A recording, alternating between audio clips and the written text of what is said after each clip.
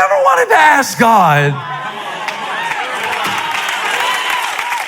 before I do this, before I trust you on this, what level of pressure is it going to involve?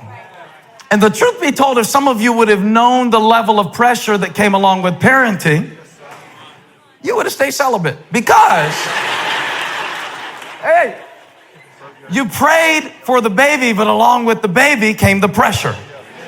Write this down. With privilege comes pressure.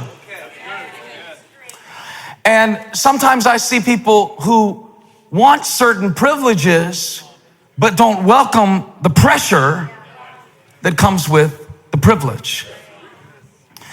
When we see Paul in 2 Corinthians, we are getting a picture of a minister and a man who is at that point. Have you ever been at that point of pressure where it feels like something is unraveling on the inside of you? I don't necessarily mean it's a clinical breakdown, but Paul is under pressure. He says from every side. Let's read it again in verse 8, because I think it describes something that maybe you've experienced, maybe not on Paul's level, because there's levels to it. But one thing that I have learned is that pressure is relative. So when a 16-year-old gets their heart broken, they don't have the wisdom of experience to know that there will be others. And so it really does feel like they want to die. And a lot of times you minimize other people's misery because you have graduated beyond that season. But if you could find the compassion to remember there was a time when you too listened to Milli Vanilli Blame It on the Rain 17 times. Oh, just me? When Melissa Hydrick broke up with you. Oh, just me. There was a time when the pressure felt so great. Paul said, we are hard pressed on every side. And that means it was all of the areas at once. All at once. And I believe that the times in our life when we are able to pick our battles and focus our concentration, generally, most of us are able to stand up under pressure if it is coming from one direction. It's when I can't find any relief on any side. Sometimes when I preach, I'll be preaching to one side and then I'll turn to another side, and then I'll turn to another side to see, is this helping anybody? And if I can't find any love in the middle, on the right, on the left, sometimes I just turn around and look at LJ because I pay him to look happy. But Paul says it was coming at us from every side. Now understand what this means for Paul, because last week we were talking about Paul on an island called Malta, a little later in his ministry. And he's there as a prisoner, and he makes it through a shipwreck. And Luke gives us a picture of Paul that is kind of a heroic portrait, because Luke respected Paul so much. And he talks about how Paul got up and gave a motivational speech to the other prisoners about courage and faith in God no matter the circumstance, and how Paul prayed and had a vision and then relayed that vision to the people to inspire their faith, because sometimes somebody is waiting on you to encourage them, to put courage in them that they don't have right now. And so Paul did that. And then when Paul got to the shore, he gets bit by a snake. Remember, did anybody listen to the message? And watch how cool and calm and collected Paul was on the shore of Malta. The snake didn't even seem to bother him. He didn't rebuke the snake. He didn't cry out to God. He didn't, in the name of Jesus, plead the blood of Christ the Lamb. He just shook it off. So cool. Don't you admire people who are like that, by the way? Don't you hate people who are like that, by the way? Just people people who never get rattled, just people who nothing bothers them, just people who shake stuff off. And Luke is telling us, man, it was amazing. I was there. Paul just shook the snake off into the fire. It was amazing. And they thought he was going to die, and he didn't die, and he just stood there, and they thought he was going to swell up, but he didn't even say anything, and he just stood there. And then he went to Publius' house, and he started healing everybody, and it was amazing. And then Paul went to Rome, and he lived in a rented house for 2 years. And Paul says, wait a minute. It wasn't that easy on the inside.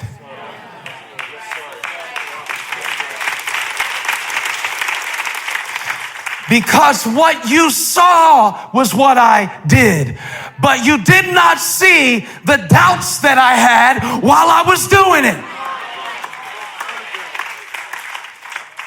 You make it look so easy sometimes that nobody even knows that you need to be encouraged, because you just do that.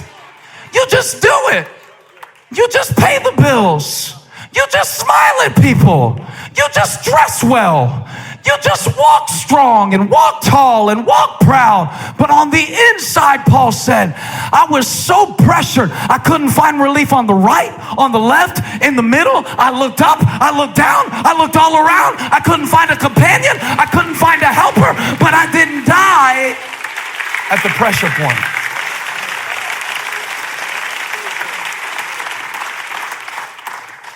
Pressured, but not crushed. So they have sayings that they put out to encourage you under pressure. And we say that pressure makes diamonds. You ever heard that? Pressure makes diamonds? Raise your hand if you've heard pressure makes diamonds. Pressure does make diamonds, but it also makes dumb decisions. Hello. For real, pressure does make diamonds, but it also makes divorces. Pressure does make diamonds, but it also can leave you the proud owner of a timeshare. Some of the things you do under pressure. Pressure. No, I don't think God wants to prevent pressure in our lives, though. I think, let's read it again. I think there's a point to the pressure. And maybe today you have come to that point. Paul describes it. He said in verse 10, we carry around in our body the death of Jesus. It means that I feel like I'm dying inside. That's the kind of pressure that Paul, snake shaker Paul, shipwreck survivor Paul, he says earlier in his ministry, he says, there was so much pressure, I thought I was dying. And he says that I was hard pressed on every side, but not crushed. Now, I always heard people shout about that verse, but realize that it's not automatic. You know, when I read that verse, some people are like, yeah, hard pressed, but not crushed. But that verse suggests that pressure can crush you. Oh yeah, I've met so many people that let the pressure, I'm thinking of I had a friend whose family had a recycling plant, and you'd see the cans just crushed into these cubes. I have seen people crushed into cubes and melded into a little bit of nothing and sent away, and their dreams deferred and their hope crushed because of pressure. So before you shout, I'm pressed but not crushed, realize that if you don't know what to do with the pressure, it will crush you. If you don't know what to do with the snake, the poison will kill you. I'm pressed, Paul said, but I'm not crushed. I'm perplexed, that's mental pressure, but not in despair. I'm persecuted, that's pressure from other people, but not abandoned. I'm struck down, but not destroyed. Now I see a contrast. It is the contrast between what is pushing on Paul and what is pushing in Paul. Can I preach a little bit? I'm gonna help you today. because your pressure is trying to point to something. And so many times in my life, listen, I'm gonna help you. So many times in my life, the reason that I was under pressure is because I was full of pride. He said, we have this power, this treasure in earthen vessels or vessels of clay, an ordinary vessel. And it's an extraordinary power. And so I'm an ordinary person with an extraordinary promise of the presence of God. But sometimes I get confused and I forget that I'm just the pot. I'm not the power. And sometimes I get so burdened because I put the weight of the world on my shoulders and carry a cross that I'm not strong enough to carry that has already been carried for me. So I'm under pressure sometimes because I'm full of pride. And sometimes, not all the time, pressure comes into your life not because of what you're handling, but because of how you're handling it. You forgot your source and you lose your strength. And pressure sometimes points to pride in your life. Thank you so much. God gave it to me. I can't preach anything God doesn't give to me, and God gave this to me. And you know, and I think that way is so much easier to preach. I'm gonna help you. I'm gonna help you today. If I help 3 people, email me 3 people at elevationchurch.org. 3 people that I help today. If you're one of the 3, it's gonna be email address 3 people at elevationchurch.org. I'm gonna help 3 people today who are under pressure, because when pressure comes, some of us begin to perform to a standard that we have projected that isn't even true to our purpose. I saw it like this. I can't say it again, Mom. I don't even know what I said. I hope you wrote it down. My mom said, say it again. I can't. I don't know what I said. It just came out. But maybe I could illustrate. You know, I've been preaching a lot in the last year about the gap. I've been preaching this message really all over the country, all over the world, I guess, about the gap.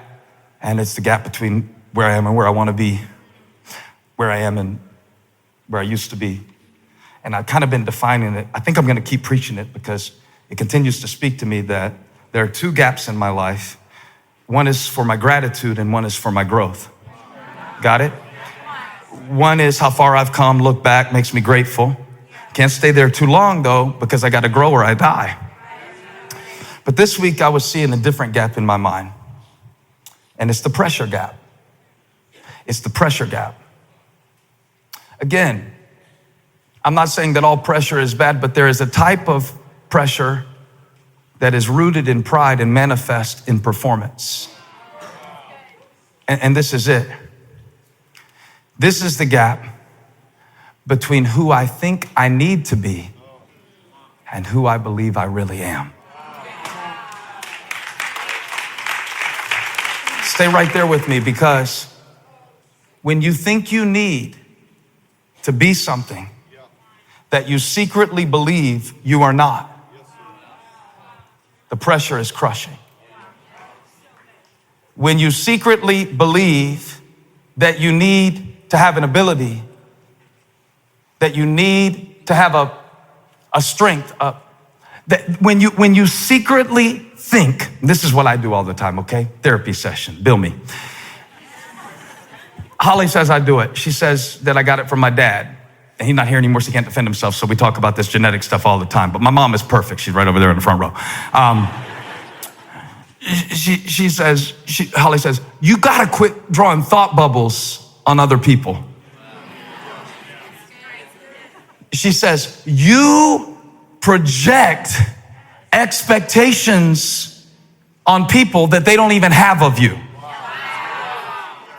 And you disappoint imaginary expectations that don't even really exist. Can you believe my wife would talk to me like this? She didn't read that verse about submit, woman, that Bible verse. But she's right. She's right. I do it all the time. And then guess what I do? Because of the pressure, I start blowing up and exploding at people with frustration because of projection of expectations that they didn't even have. So now I'm mad on the inside and I'm walking around with all this combustible pressure. What do you want from me? And people are like, nothing, man.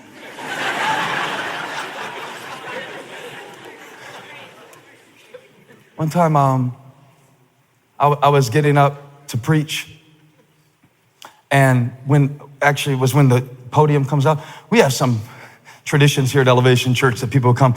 My little pulpit comes out like right at a certain moment during a certain song. It's just little things we do because it has to get out here at some time, so we just put it out there right then. And they were carrying the pulpit out, and I felt this weird pressure to perform. And God spoke to me. When you were 16, did I call you to be a performer?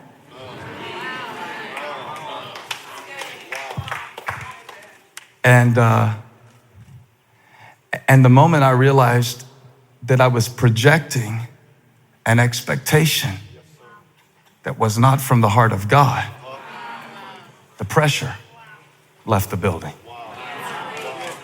And I was free to preach.